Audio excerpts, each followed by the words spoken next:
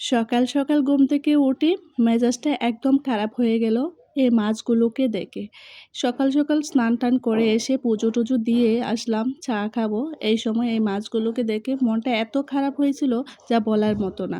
কারণ আমি এই মাছগুলো একদম পছন্দ করি না, কাটতে এত ভীষণ কষ্ট যা বলার বাহিরে।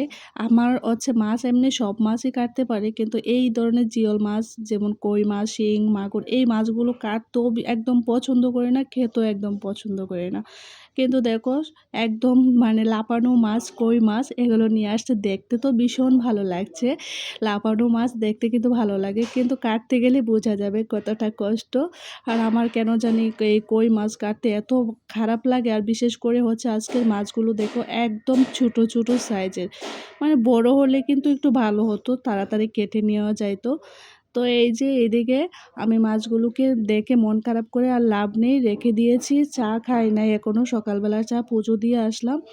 তো এখন হচ্ছে চা বসিয়েছিলাম আরও আগেই, তো চা শুকিয়ে যাচ্ছে, চাটা খেয়ে ভাবছি মাছটা কাটবো। মাছ দেখে তো মাথা গরম হয়ে গেছিলো, তো ভাবলাম চাটা খেয়ে আগে মাথা ঠান্ডা করে তারপর মাছ কাটি।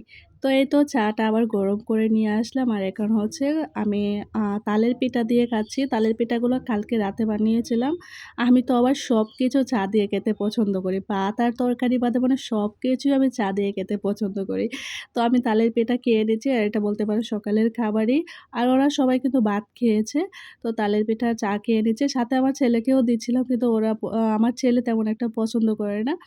আর ওকেও একটু পড়াতে বসছিলাম, কিন্তু ও পড়তে বসতে চাচ্ছে না। তো আমি চাটা খেয়ে কিন্তু অনেকটা সময় নিয়ে মাছগুলো কেটে নিয়ে আসছি। সবগুলো মাছ কাটতেও পারিনি, কয়েকটা মাছ ফ্রিজে রেখে দিয়েছি। কাটতে কাটতে এত বিরক্ত লাগছিল যে আর এই বাকি মাছগুলো কাটতে পারছিলাম না। বেশ না, অল্প কয়েকটা মাছই।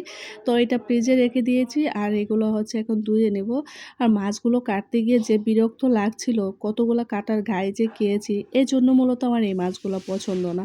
তো যাই হোক, কষ্ট মষ্ট করে কেটে নিয়েছি। এখন হচ্ছে রান্না বান্না করতে হবে, তাড়াতাড়ি করে ধুয়ে অল্প কিছু মাছ রেখে বাকিগুলো আবার ফ্রিজে রেখে দেবো। সবগুলো তো আর মানে এখন লাগবে না। আর দুপুরবেলা তো আমরা ৩ জনই খাবো, আমি, আমার মেয়ে, ছেলে। আমার শ্বশুর তো বাড়িতে চলে গেছে, দুপুরবেলা আর খাবে না, রাতে একদম খাবে। তো এখন হচ্ছে দুপুরে রান্নাবান্না শুরু করতে হবে, অনেকটা লেট হয়ে গেল। যেদিন মাছ আনে ওদিন দেখা যায় যে দুপুরের রান্না একদম 12:30 একটা বেজে যায়, মানে বসাতে মাছ কাটতে কাটতে মানে এত সময় লাগে। আমার তো ১-১.৫ ঘন্টা সময় চলে যায় মাছ কাটতে কাটতে। তারপরে হচ্ছে যে মাছ ধোয়া, তারপর যেই জায়গায় কাটবো সেই জায়গায় পরিষ্কার, তো দেখা যায় যে অনেক লেট হয়ে যায়।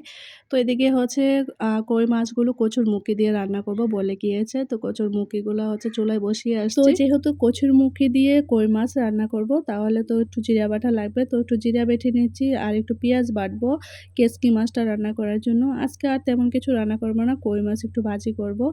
তো মশলাগুলো বেটে এখন চলে আসলাম রান্নার রুমে।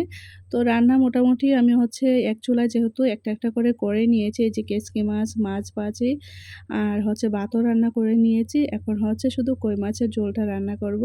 তো জিরা বাটা দিয়ে, হলুদ মরিচ দিয়ে, লবণ দিয়ে ভালো করে মাখিয়ে নিয়েছি। এটা তো সবাই জানে। আমি কিন্তু কোনো রেসিপি দেখাই না। প্রত্যেকদিন যা করি সব কিছুই তুলে ধরি। আপনারা ভাববেন না যে আমি রান্নার রেসিপি তুলে ধরি, এরকমটা না কিন্তু।